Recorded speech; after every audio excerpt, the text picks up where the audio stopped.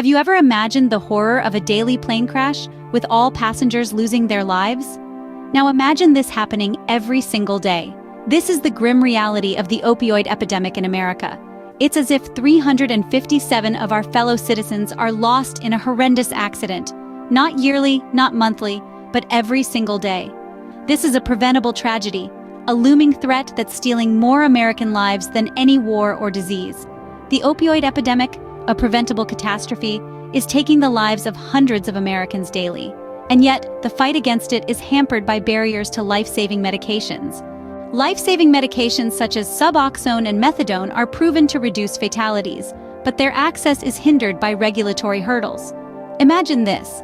Suboxone, a medication that can have fentanyl-related deaths, is often out of reach for those who need it most. Its classification as a controlled substance places it behind a wall of red tape, keeping it from the hands of those it could save. And then there's Methadone, another lifesaver that's vastly underutilized. Why, you ask?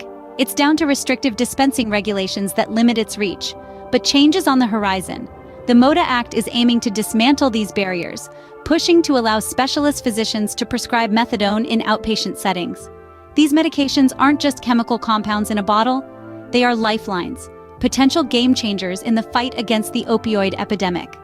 The barriers that stand between them and the people they can help aren't just regulatory hurdles. They are hurdles to saving lives.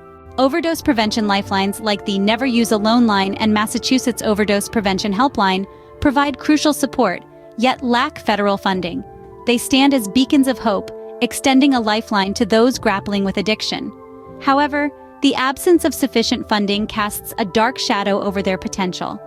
This is a stark reminder that we must shift our focus from profit to patient well-being.